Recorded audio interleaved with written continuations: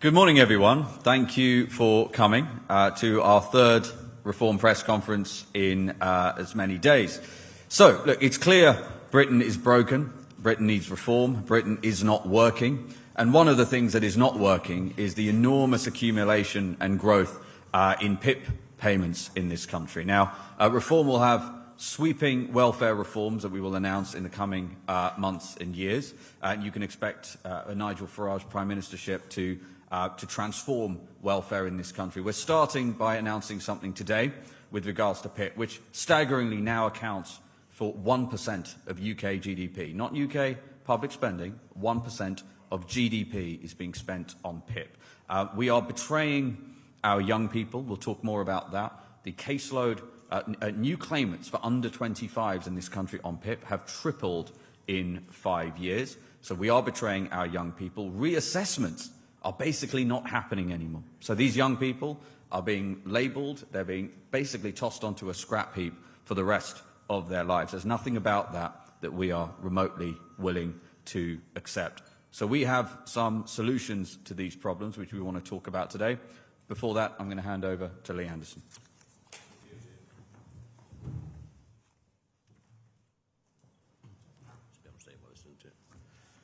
Thank you. And personal independent payments, they are now the largest component of disability benefits in the UK, and that's 25.7 billion spent just on PIP alone over the last year.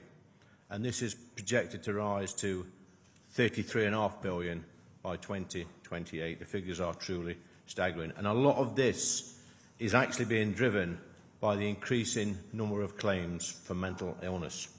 And Reform UK, under the leadership of Nigel Farage, will tackle this head-on.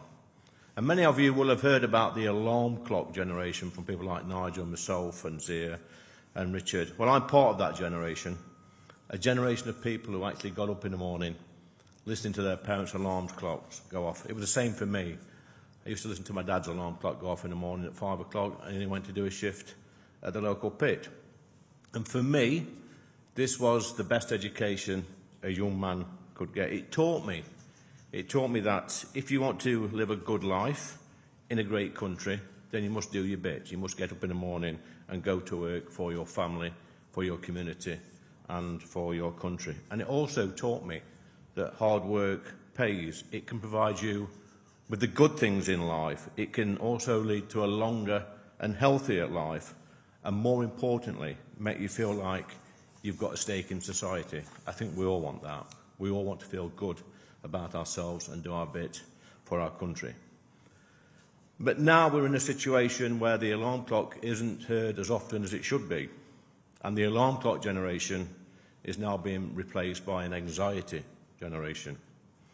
A generation of young people that can forget about getting up in the morning and going to work and instead stay at home all day, courtesy of the taxpayer-funded employment support allowance and personal independent payments. And the people bearing the brunt of this cost are the very same people who still use an alarm clock and get up for work in the morning, and it's not fair.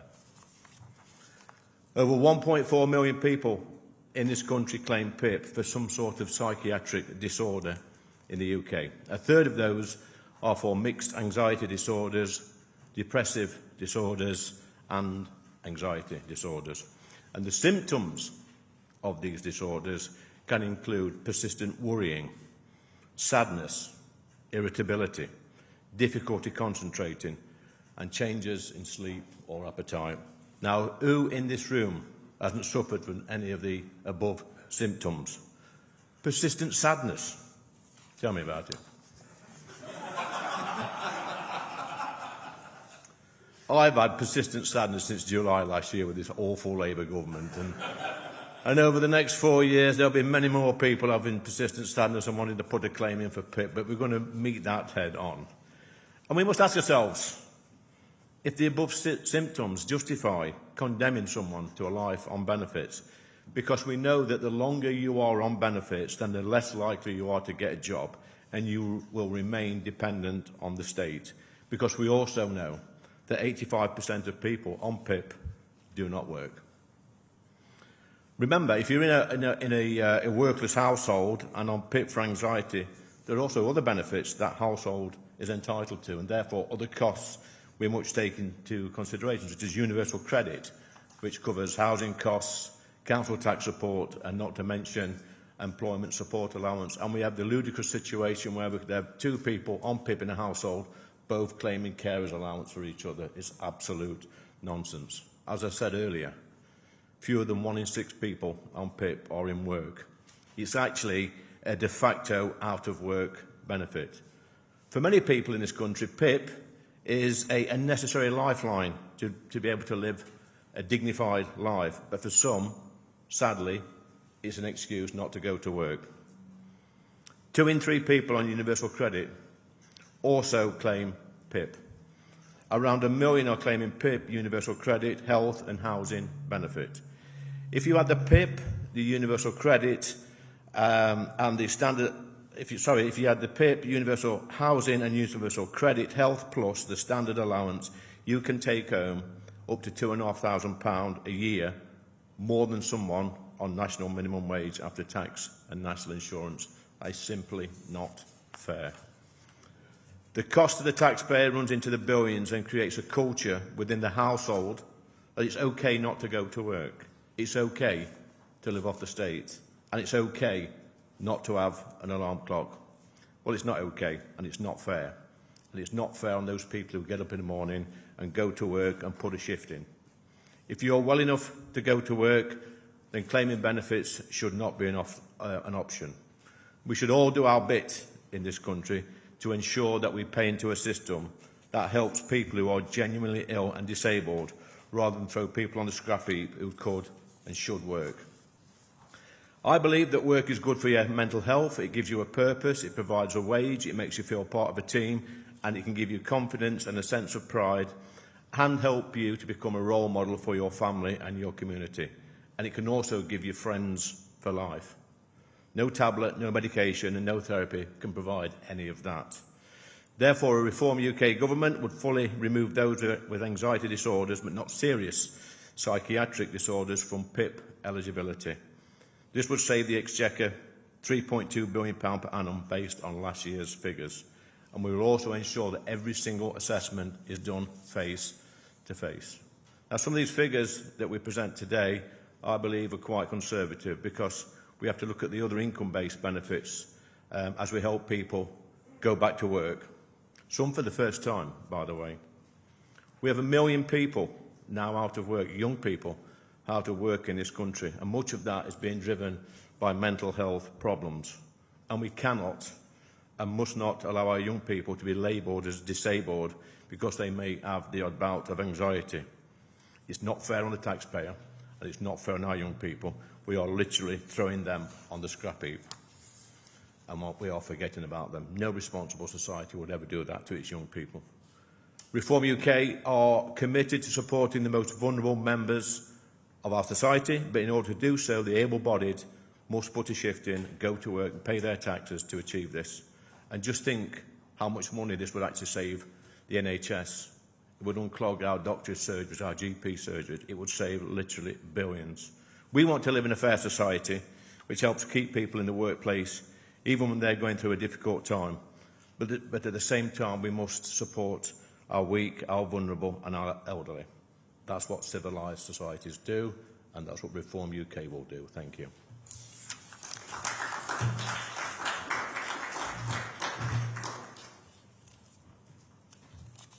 Thanks very much, Lee. So look, as Lee has pointed out, there are no doubt many people in this country who do have disabilities and do need assistance from the taxpayer.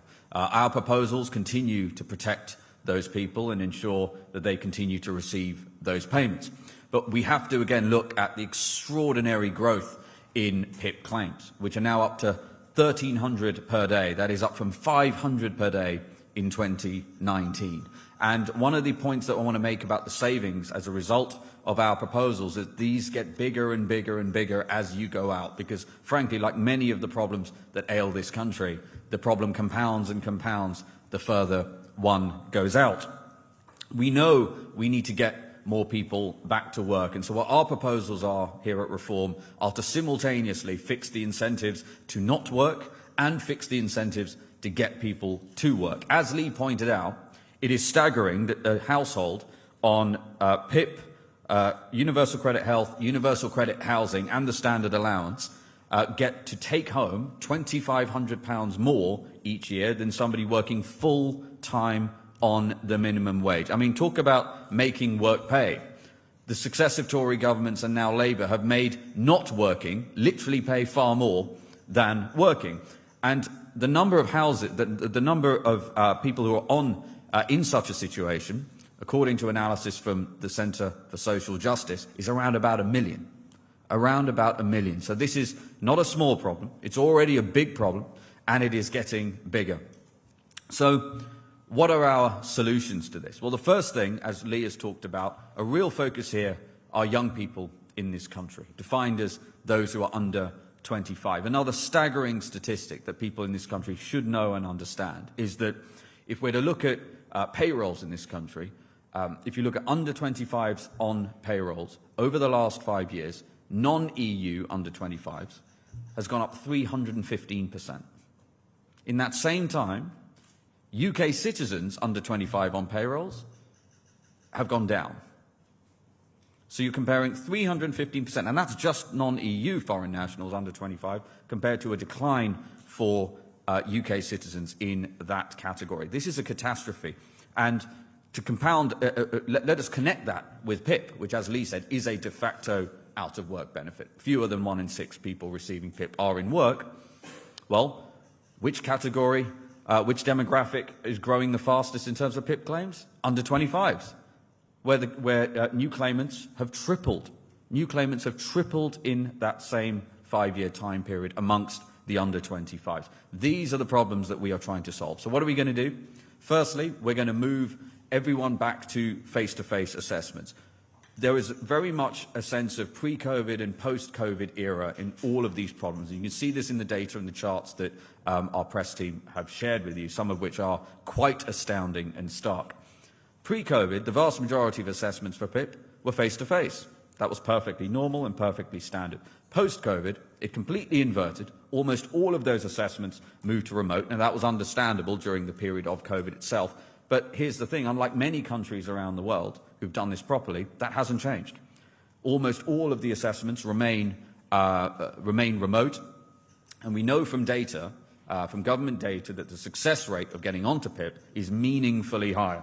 It is 57% for face-to-face versus, it's 44% for face-to-face and 57% for remote. So we're going to move everyone back to face-to-face. That's the first thing. The second thing is we're going to end payments for non-serious anxiety disorders in terms of PIP and move those people onto a fast-track to work programme, which we budgeted £500 million to be able to do for those around 500,000 people. In doing so, we are going to give them every chance of getting back into work and doing all of the things that Lee has talked about. And while Lee's anecdotal evidence of his childhood is very powerful, and him growing up, there's also an abundance of academic research cited in the press release that we've given you from countries like Holland in particular, but other countries as well in Europe, which have shown a very clear link between reforming disability benefits, getting people back to work programs, and far superior life outcomes for everybody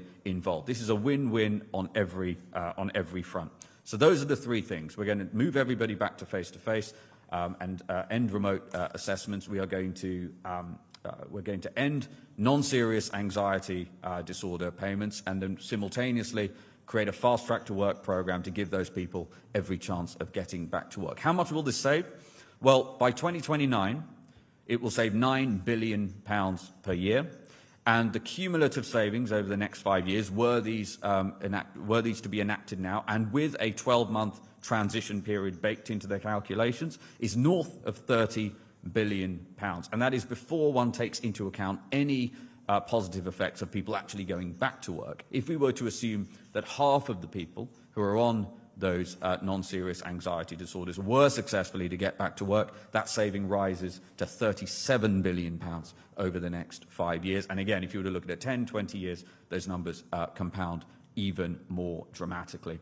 So that is what reform is proposing. This will have a dramatic effect on the curve of growth on the welfare bill generally, which is obviously an enormous amount of money. It helps our young people get back into work. And I want to stress this too, that Nigel has already announced that when he's Prime Minister, we will of course end welfare payments to foreign nationals writ large. That is something we're doing. So this is, I just want to be crystal clear, on top of that. We know, we've said this before, we make no apology, Britain has sadly become a food bank for the world. A lot of the data around the cost of foreign nationals on welfare is hidden. The government doesn't disclose it. We do have some information, for example, on universal credit, and that is already staggering. So these are our proposals. We're proud to present them, and we'll take your questions. Thank you.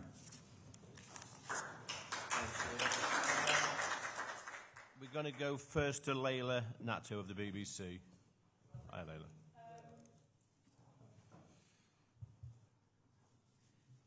Where you'll draw the line in defining what is a non-major anxiety condition. Yeah. And also on the savings, what have you budgeted for the increased cost of face-to-face assessments and whether that will eat into your proposed savings? And the £500 million that you said you would invest in back-to-work support for those who would no longer receive PIP, is that a one-off investment? Because wouldn't that cohort of people need ongoing support over the years, presuming they still have that condition?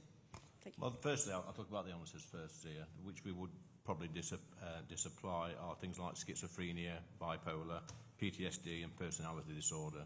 I think we can all accept that they are very serious mental health illnesses and that should be looked at completely different. Zia. Yeah, so just be crystal clear when Lee says disapply, those would be unaffected by our proposals. So to give you the technical terms used by, or the labels used by the DWP, anxiety disorders, mixed anxiety and depressive disorders. Now, without going into too much detail, there's some nuance because the data does not then break down some of those which would be categorized as serious and would be those people. It is unlikely they would be able to go back to work. So our assumptions are, we worked with the Centre of Social Justice to come up with this forecast, around 20%, somewhere between 10 and 20% of those people, of those 500,000, we would expect to be recategorized into a different welfare category. For the others, on anxiety disorders, mixed anxiety and depressive disorders, there is an abundance of evidence in academic studies that they will have far better life outcomes by reforming welfare and putting them into back-to-work programs. In terms of how much we're budgeting for the increased need for face-to-face. The first thing to say is this isn't something that the British state has not done before. It's not something that the DWP hasn't done before. This was being done routinely, where the vast majority of assessments were being done face-to-face pre-COVID. So we budgeted around £100 million for that. Frankly, that is a rounding error, big absolute number, but a rounding error in context of the £30 billion savings we're talking about. And in terms of the back to work, largely be talking therapy, it is a one-off cost that we have put in there. We acknowledge, that there might need to be more ongoing costs. But again, those numbers will pale into insignificance relative to the £30 billion of savings over the next 5 years, of the £9 billion a year annual savings that we will have by 2029. Olivia Otley, GB News. Hiya. Assessing seems to be right at the heart of this to try and work out who is seriously suffering from anxiety and who's not. Can I ask, who will do the assessing and how will you make sure that those people are incentivised to get people back to work? Because Fraser Nelson's documentary revealed that very junior civil servants are essentially being paid to get through as many claims as possible. Yeah, that's exactly right.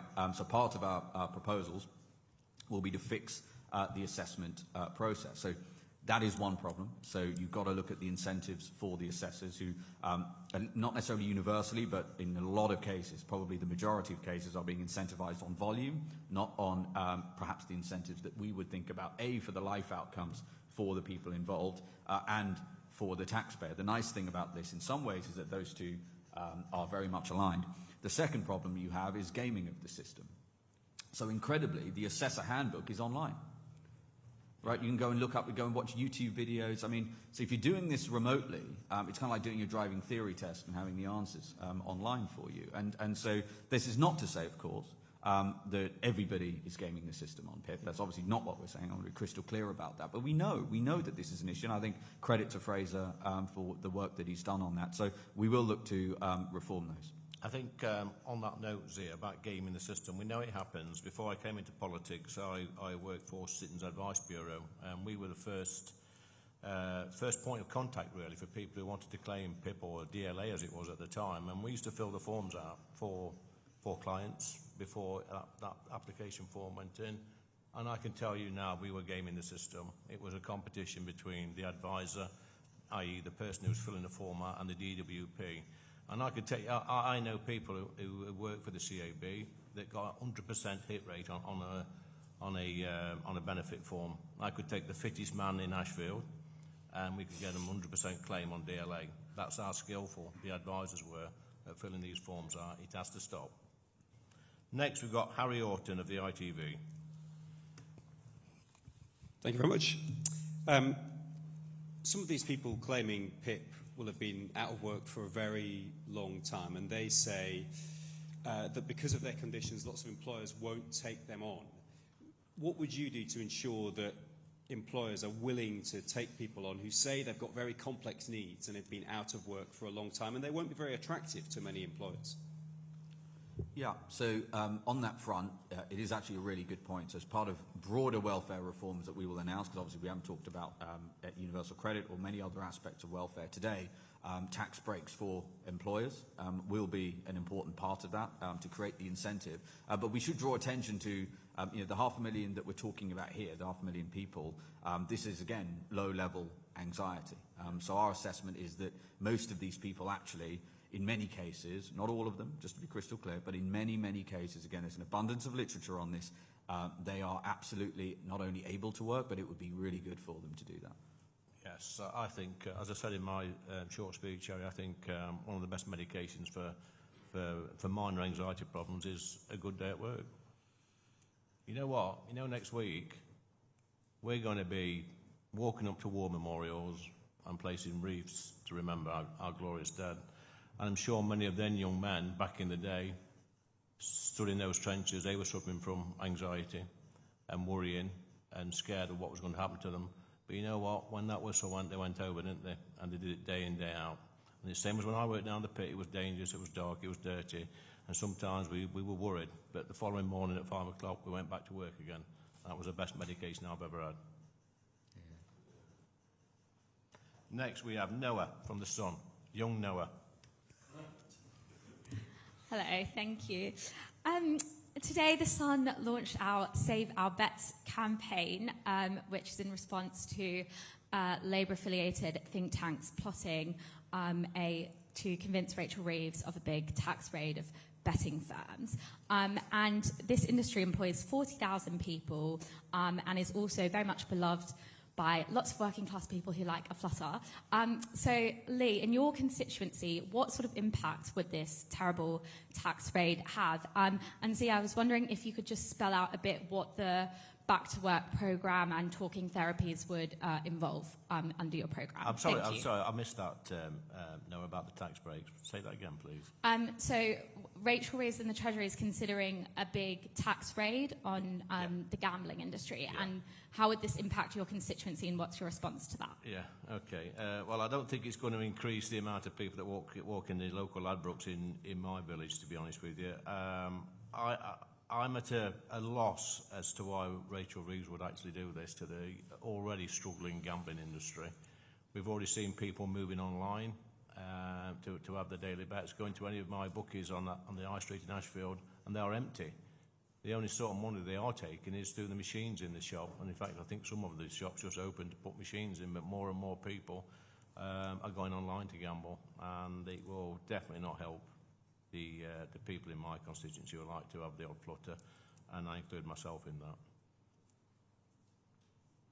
And to your second question, well, the answer to that is to look at things that have worked across the world in this situation. And again, I want to emphasise this point. There is a huge amount of evidence that what we're proposing does work, and that is talking therapy.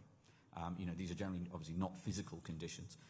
They are conditions which, by talking to an expert, helping them get into the psychological state where they feel able to get back to work and start, setting their alarm clock and waking up in the morning. All things everyone in this room does and understands are important. So that's what the programme will focus on. Claire Ellicott, Daily Mail. Hello. Michael Heseltine in The Times today has compared reform with Oswald Mosley and Enoch Powell. What's your response to that? And if I could ask, what role would you both play in a future reform government? You're talking about Michael Heseltine? Yeah, well, this is a man who in 1992 announced the closure of over half the remaining coal mines in this country, and he said it was a deeply unpleasant thing to do. Well, I think he is deeply unpleasant saying these things about Reform UK. He needs to just shut up and go away. Is that plain speaking enough for you? I have nothing to add to that. What roles in Reform UK? Well, this is going to be a question for Nigel. I'm really excited about the calibre of the people, not only who sit in Parliament already for reform, but also the sort of people I think we're going to be able to attract in terms of talent. We've already said, we've put on the record that we would expect a Nigel Farage cabinet to be smaller than it is now, because I don't think anyone sat in a meeting with 25 people, and it's been a really useful coordinated decision-making meeting. But also we would probably expect maybe half of those cabinet members to not be members of Parliament, so that we can maximise the available talent. So, I think Nigel will make those decisions in time, but certainly my advice to him would be, let's wait until the pool of talent is as large as absolutely possible. Again, we're just going to relentlessly optimise, unlike what happens with the Tories and Labour, where the only qualification you need to get the highest office of the land is to carry an MP's bag around for a number of years, give them relatively low quality advice, and then choose the right leadership candidate at the right time. We're going to optimise for competence. Mauricio, City AM. Hi, Mauricio. Hi, thanks for taking my question. My question is about getting policies through. So obviously we saw a massive Labour rebellion, but we've also seen reports of division within reform-led councils. How would you ensure that the parliamentary candidates you select would back PIP proposals and other welfare reforms? Well, isn't it strange, Zia, that I've been involved in politics about 12 years now, and I've sat on 2 different councils as a councillor, and I've never in my time as being a councillor or a member of Parliament known the mainstream media report on local councils as much as I have done since May this year. Zia? Yeah, I'd agree with that. And again, just to be clear, more than happy for reform politicians to be scrutinised. I think that's all correct and proper. The idea that there aren't disagreements inside any group of human beings, let alone elected officials within the same party, is obviously for the birds. But I will answer the question directly about, how do we generate cohesion amongst a future parliamentary class that is hopefully 350 to 400 reform MPs. Well, we called the previous manifesto, as it were, for the general election, a contract with the people. And one of the things that I think makes the reform project unique, and I think gives it a unique opportunity for success, not just to win the next general election, but to actually turn the country around, is hopefully we will go from 5 MPs as we speak today to, as I said, potentially 400 MPs in one fell swoop. It's never happened before. Nothing close has happened before. But what that means is, after that day, should the British public choose to deliver that result, you now have a group of people who, at least it is really possible, they will be unified. And we're going to be very clear about what our manifesto is. We will ask and ensure that every single candidate, so they'll be selected, without doubt, based on believing in the values and the principles that that manifesto represents and what Nigel represents as our leader. But also, they will be shown the manifesto and basically told, look, if you want to stand for us, we are quite reasonably asking you to ensure that the democratic mandate delivered by the British people, if that's what they deliver, is upheld, and you have a moral obligation to do that. That's very different to the Tories, for example, who had one of the biggest issues that they had, and why they're headed now for extinction, no matter who the leader was or is because it's basically at least 2 parliamentary parties in one, maybe even 3, probably 3. And so the only way, which is why that was never a soluble problem. Max from The Times. Thank you. My question to both of you is this it? I mean, in April 2024, when the Tories were in government, they launched a PIP review proposing basically this, and they repeated it at the party's conference, restoring face-to-face assessments is this government's policy. It doesn't seem like, looking at the detail of this, that this goes any further than what has been proposed by the Tories and not too much further than Labour. So are you having any new ideas how you're going to contain the huge rise in PIP, or will this be it? I think the Tories should apologise actually for the amount of increased claims, PIP claims, that happened under their watch. It's absolutely skyrocketed, and at least we're being honest and frank, and we're having an honest discussion, especially about young people in this country, who I think we have betrayed. They're on the scrap heap now, 1 million young people. Meanwhile, non-EU nationals are coming into our country and scooping up all the best jobs, whilst our young people are left to rot on benefits. And for that, I think as a country, as a nation, we should hang our heads in shame. We are letting people down. Zia. Yeah, I couldn't agree more with that. And listen, again, the idea that the arsonists that burnt the house down are going to turn up with great proposals to build it again is just one of the most outrageous. And the fact that this is taken seriously, apparently. I mean, every single data point we just gave you about the tripling of new applicants who are under 25 over the 5-year period, about the fact that PIP is now 1% of GDP. These are all indictments of that very same Tory government, many of whom are still sitting in the shadow cabinet, by the way. There hasn't even really been a serious change of personnel. So I'm sorry. What we're saying is, not only are these our policies, these are things that we will actually do. Ruby Klein, The Telegraph. Hi, Ruby. Hi, morning. So given that you're including mixed anxiety and depression, are you expecting to reassess depression as a PIP category? Is that something in the horizons for you? And if you wouldn't mind, will Reform be backing the Tories' inquiry into alleged government interference into the Chinese super embassy planning proposal? Well, firstly, on the PIP, there will be some people in the anxiety bracket who, well, they'll all be reassessed and they may go into a different group.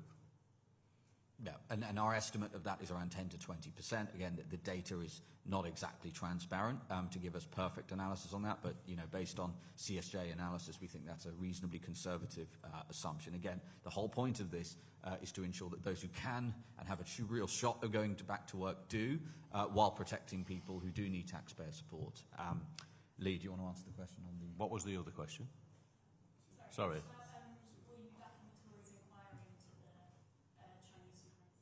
Well, it should be looked at, yeah, definitely. Simple as that. Okay, next one, fresh from his social media break, Christian Kelgi.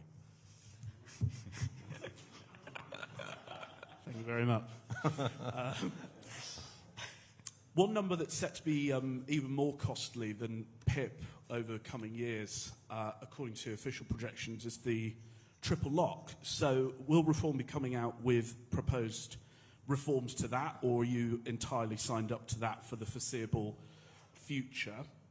There have also been reports in the last day or so that Rachel Reeves has decided against ending tax breaks for the Motability scheme, which I think has become a sort of an exemplar of how insane the PIP system has become. These people getting BMWs and Mercedes on the taxpayer. So would you support ending those tax breaks, and would you even go further to crack down on who's getting those sort of cars? Well, I think personally that the Motability scheme's got completely out of hand. 1 in 5, I think, new cars on the road now are a Motability car. I know people through doing this job and working at CAB before that will claim PIP, the higher rate mobility, for a family member, and that family member will never get to use that car apart from maybe once or twice a year. They go to the hospital in the car, and the rest of the time their family are driving about in a brand new BMW on their drive. It's not fair. And I think the chief exec of Motability gets about 500 grand a year. Where's that money coming from? It's supposed to be a charity. The chief financial officer gets about 400 grand a year. It's an absolute scandal, the Motability scheme. I mean, I remember back in the day, if you were on disability and you wanted a car from the state, it was a blue 3-wheeler. Anybody remember those? What's wrong with that? Let's go back to that. You'll cut me on that, won't you, Kelgi? Yeah, and look, on the triple lock, Nigel's said it's something that he's going to look at across time.